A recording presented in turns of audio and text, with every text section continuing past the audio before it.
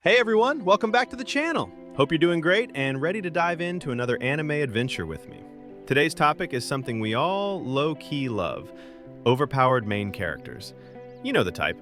Characters who get sent to another world and instantly shatter every rule that world runs on, leaving everyone else wondering, how is this even fair? So today, I've put together my top 10 Isekai anime featuring truly legendary OP protagonists. From broken abilities to unstoppable growth, this list has it all. Number 10. Even Given. The worthless appraiser class, I'm actually the strongest. In a fantasy world where jobs are God-given from birth, heroes are born, not made. And Ein's job of appraiser has put him about as far from the hero pedestal as possible. Used, abused, and eventually abandoned by his fellow adventurers, Ein decides it just isn't worth going on. Lucky for Ein, though, the end may just be the beginning, and a new lease on life. Turns out his worthless job may just be the key to becoming a hero after all. The mood is split between exhaustion and guilty enjoyment. Many are tired of the trope. If I see one more but actually the strongest title, I'm gonna lose my marbles, calling out how worthless skills magically become OP. At the same time, people admit these shows are still fun comfort junk, with one saying they enjoy 99% of them anyway. There's real praise for rare cases like Handyman Saito, where the MC stays genuinely weak and clever. That mix of satire, frustration, and indulgence fits its 5.9 out of 10 rating perfectly. Number 9. My status as an assassin obviously exceeds the hero's. Everyone thinks the loud, confident guy is the hero. Meanwhile, the real danger is standing quietly in the corner, watching everything. Akira's entire class gets suddenly transported to another world where they are tasked with fighting the Demon King and saving the kingdom. Each pupil, upon entering the world, was given skills and a job class that best suited them. Tsukasa, the class president and star athlete, was obviously the hero, and he had to lead the charge against the Demon King. Akira, however, is an assassin, and his stats are much higher than Tsukasa's as the hero. Not everything is as it seems in this world, and Akira uses his max-level Conceal Presence skill to find out what's really going on. He befriends the commander of the guard and trainer of the class, and uncovers a plot that speaks of more sinister intentions than just fighting a Demon King.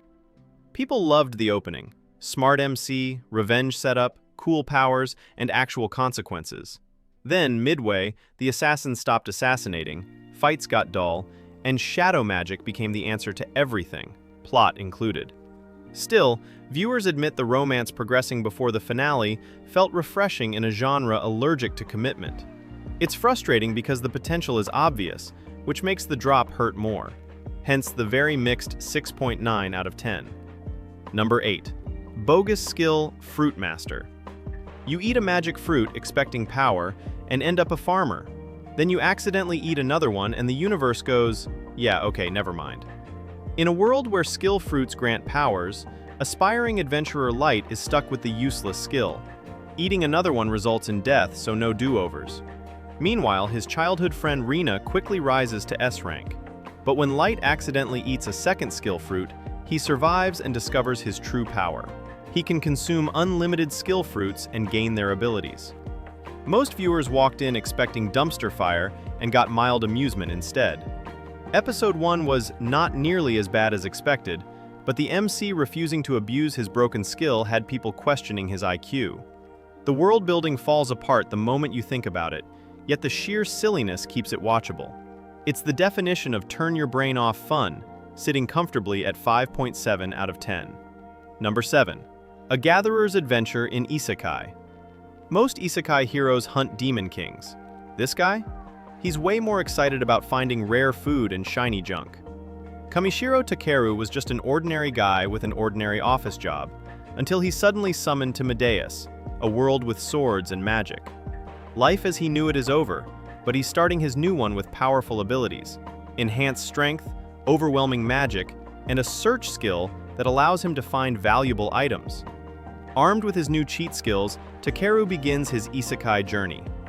Fans are split between laughing at bros more interested in crabs than demons and sighing at how generic parts of the world feel. The character banter, mixed races getting along, and goofy moments carry the show hard. But when it tries to be epic, some felt it lacked punch. Cool, but I expected more. It's charming, just not mind-blowing. That mixed energy pretty much explains the 6 out of 10 rating. Number 6. Apocalypse Bringer, Minagra. What if you got reincarnated into your favorite strategy game, and instead of saving the world, you decided to quietly build an empire? After dying young from illness, Takuto Ira finds himself reborn in Eternal Nations, his favorite online game, as the ruler of Minagra, along with his demonic retainer, Atu. Neither of them are sure what happened, but decided to found a settlement in the forest to live in peace. Pretty quickly, refugees of different races begin seeking asylum under his protection due to the racism of the human countries. People are low-key confused why no one's talking about it, because for civ-building fans, this feels like a rare win. Many love that it's Overlord vibes but not OP, calling it a breath of fresh air in a sea of Harem Isekai. At the same time, some are cautious. Dark tone, evil MC, cult energy isn't for everyone. Hype meets hesitation. That mixed buzz settles nicely at a 6.5 out of 10.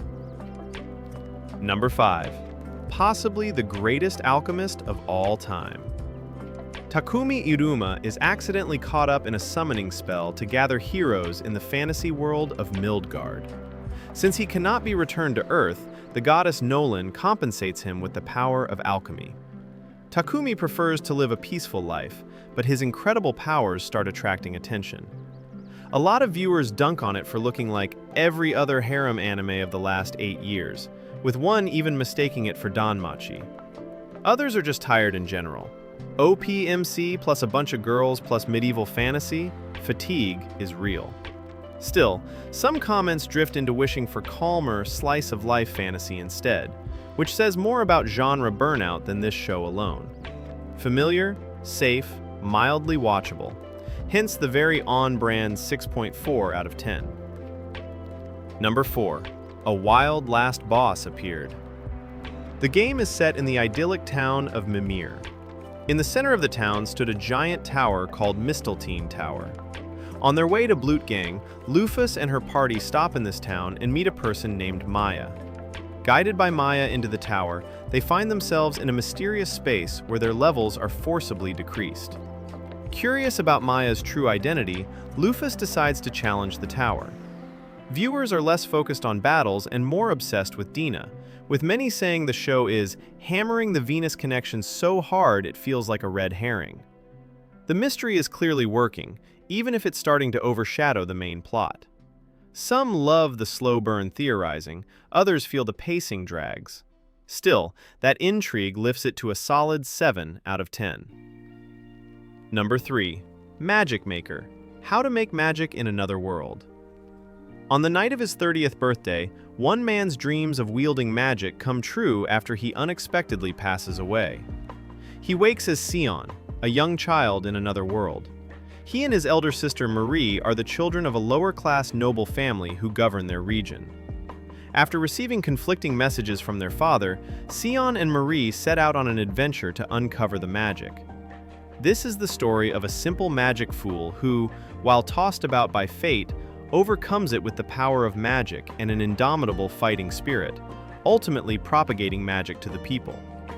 What started as just 2 goblins quickly turned into full goblin slayer anxiety.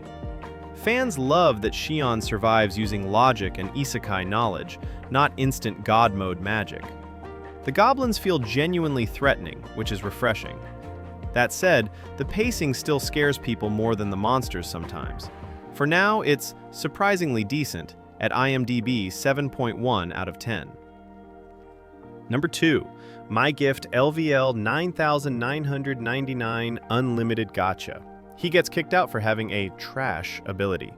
Turns out the trash button summons endgame characters.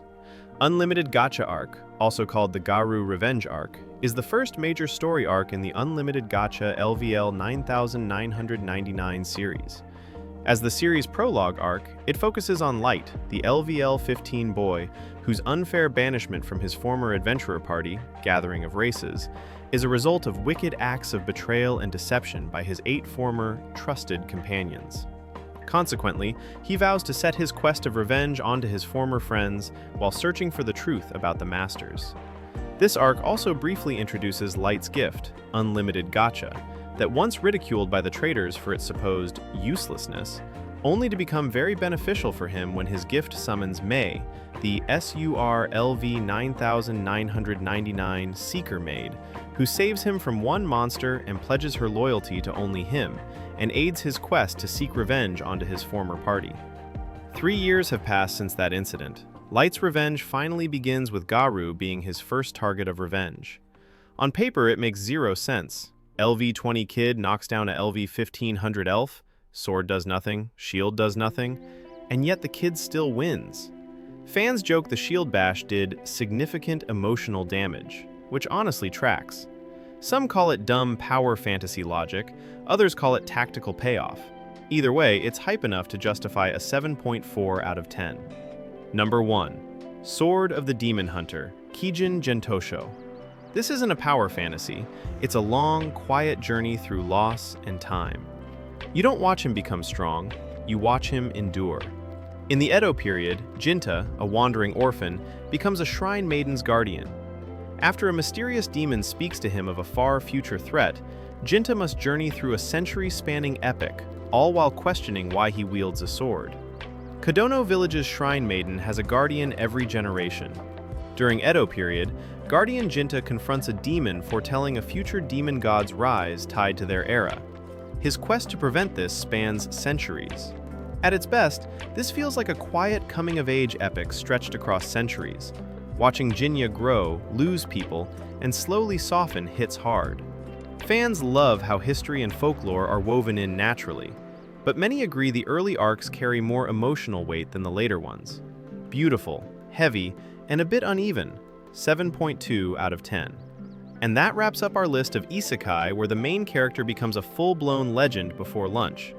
Some of them steamrolled monsters, some rewrote entire political systems, and a few just completely shattered everyone's expectations. Honestly, watching them gain god-tier powers this fast makes me feel a little lazy. Like, where's my cheat skill when I need one? So tell me, which OPMC would you actually want on your side? Or maybe not, if you're aiming for a quiet, peaceful life. Drop your thoughts in the comments, and don't forget to like, subscribe, and hit the bell so you never miss another dose of overpowered chaos.